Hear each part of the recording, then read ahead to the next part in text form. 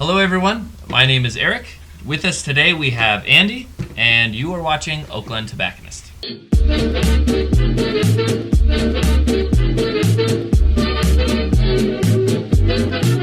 So Andy, you've been visiting our shops for a while, and as you have been visiting, I've noticed that you are a Connecticut smoker. Oh yeah. Awesome.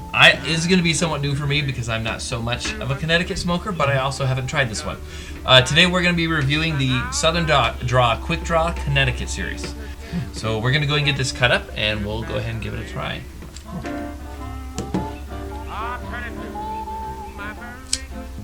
Why do they call it Quickdraw? Well, the name Southern Draw in itself has a lot to do with their family history. Some of them from the South. Their company is owned by their family, who is a family of veterans. A large portion of them. Quickdraw, I think, is the idea of having that Southern Draw name, but because it's so small, it's kind of a quick smoke to have. Okay, so explain to me what I'm looking for with the three sections. Like what? So, depending on the particular blend, I don't know if there's going to be much changing in this one because of how small it is, but how they redistribute the actual tobacco leaves. Mm-hmm. When you're having filler, you have a bunch basically.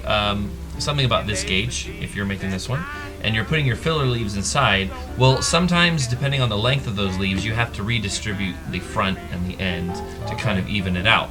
Well, when you do that, the actual stem portion of the leaf tends to be a touch bit more bitter, and the tip of the leaf tends to be a bit more full of flavor.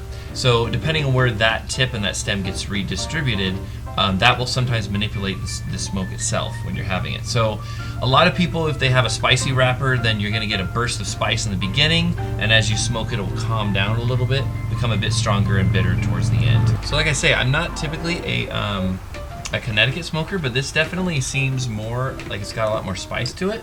Yeah. More so than I've had the My Father. Let's take the My Father Connecticut. That's far more tends to be creamier. Mm-hmm. It seems like not as much spice. So on the front end, I'm kind of getting some spice, almost some wood notes to it, and almost like maybe roasted almonds or nuts or something. Yeah. So you've been smoking cigars on and off for a while, or? Yeah, about 4 years. Okay. Do you remember what particular cigar started grabbing you, or at least one that you wanted to continually enjoy? The Connecticut, or the Connecticut Shade was one of the first ones I ever had. Okay. And I like that one, but what really sent me over that I try to have in my humidor all the time is the Isla del Sol. It's a Drew Estate. Definitely. And it's like, I don't know if they dip it in something sweet or I'm sure it's dipped. But it's like, it's really sweet. It hits the spot. It does. Yeah. It does. And it's a real pleasant. It's very smooth, very mellow. You expect it to be a little bit more bold because it's a darker leaf, but it's really nice. You're also a teacher, right? That's correct. And in the meantime of being a teacher, you also have a YouTube channel. Yes. And what exactly does that entail? I'm a baseball card collector and baseball memorabilia. So I was watching some YouTube of guys doing pack rips and box breaks, and heck, I could do that. Yeah. So I thought I'd try it out. I have a broadcasting skill somewhat. I teach broadcasting at school. Okay. So I thought, I can do that. Why not? So I set up a little studio in the spare room, and I rip packs, and sometimes I get something good, sometimes it's a bust. But that's the way baseball cards are. Well, and baseball cards of themselves, when they started in they were sort of a ploy to sell bubblegum, right? Tobacco, actually. Tobacco, really? Back in the turn of the century, they were almost exclusively tobacco. Interesting. In fact, the most expensive baseball card, the Honus Wagner T206 from 1919, he did not like the idea. All the kids loved the baseball cards. So he didn't like having kids wanting something of his that was associated with tobacco because he was a non-smoker. So he told the tobacco company to take his cards out of the packs of cigars. And so there's less than 25 of those cards in existence. Oh wow! And the last I heard, the last one auctioned off at over 3 million. So wow. Yeah. We'll continue smoking this Quick Draw Connecticut, and we'll see how it changes when we get to the second third.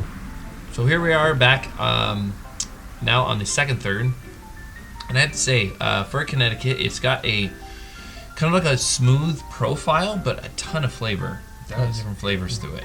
I've had, out of the Quick Draw series, I've had the Habano, which is definitely like a spice bomb in between, and then the Pennsylvania Maduro, which is it's a good type of Maduro entry because it's not overpowering, but you kind of have that like classic sweetness and leather to it.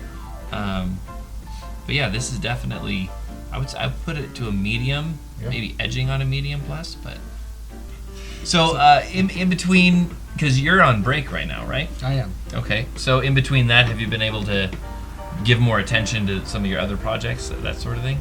Yeah, I've been actually I filmed like 6 episodes of my vidcast. Oh, nice. And on YouTube, when you upload, you can set them to post at just about any time you want. Yeah. So cool. I'm going to set them ahead to post every Sunday. All right. Well, here we are in our final third. What would you say some of the top notes that you're getting as we're reaching the end here? You know, I got a little bit of a spice on that one.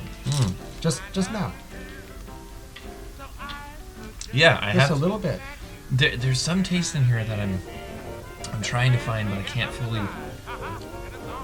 It'll come to me. I just got to think about it. But yeah, I gotta hand it to Quick Draw. Like even for Connecticut, it's not at all a super mild cigar, but a ton of flavor. Really enjoyable. If you enjoy something like this, one of the biggest movers on the entire humidor is the Rosa Sharon Connecticut. That one moves pretty well. Well, thank you again. Yeah, thanks for the cigar. This is really good. Good. And we'll see you next time on Oakland Tobacconist.